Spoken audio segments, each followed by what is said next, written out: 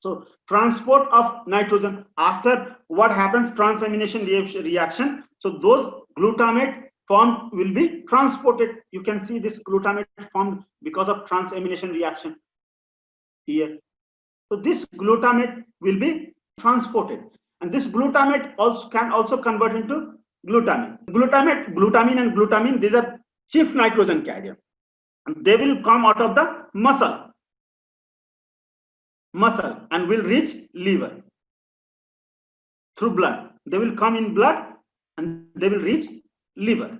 Glutamate will reach liver. This glutamate always reach liver, but during fasting condition, this alanine becomes high.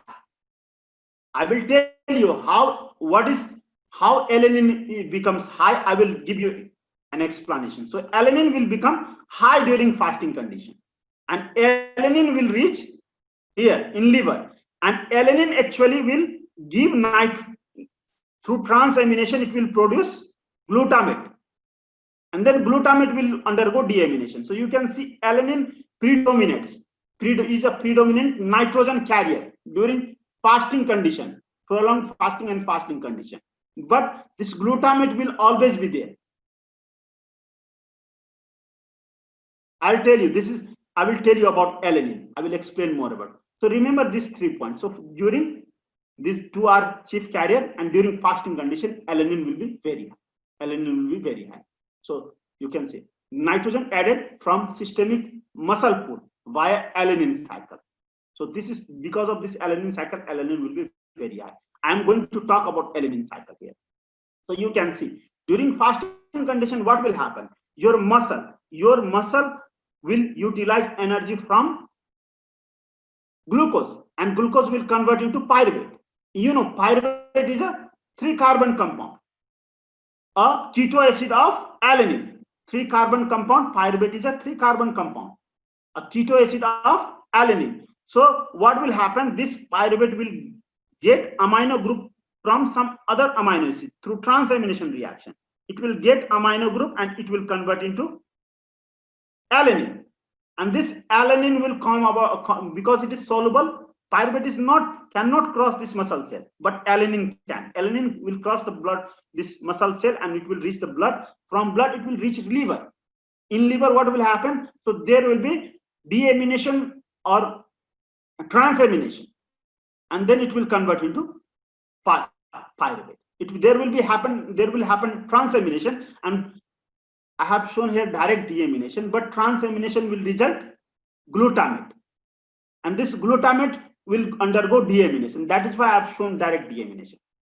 So alanine will convert into pyruvate, and pyruvate through gluconeogenesis will convert into glucose. So this is, you can see here, from glucose to glucose, a glucose again sense. That is why this is called glucose alanine cycle.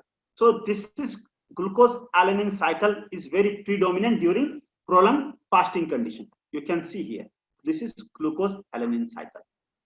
You can see glucose. So glucose will convert into pyruvate through transamination. It will get amine group, and then it will become alanine. Alanine will reach liver through blood, and then alanine will convert into pyruvate through transamination reaction. Through that transamination reaction, ammonia will be produced. Ammonia will convert into through transamination reaction, glutamate will form, and from glutamate, oxidative deamination will produce ammonia. From ammonia, urea will be produced. And now this whole process I have shown here. But alanine will convert into pyruvate, and pyruvate into glucose through gluconeogenesis. This is how cycle goes on during fasting and prolonged fasting condition. This is called glucose alanine cycle. Other name is Cahill cycle.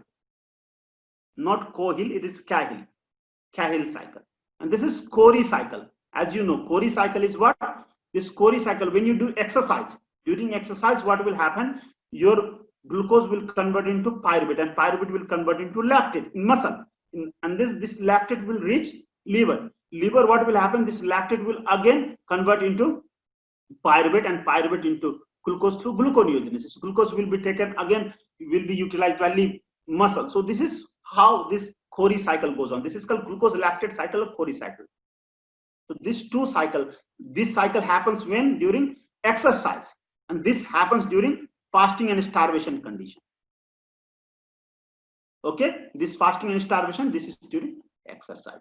And you can see this enzyme that converts pyruvate into alanine is, and the enzyme that converts pyruvate into lactate is lactate dehydrogenase, present in muscle also, and lactate dehydrogenase present in liver also. Glucose alanine, this is glucose alanine cycle.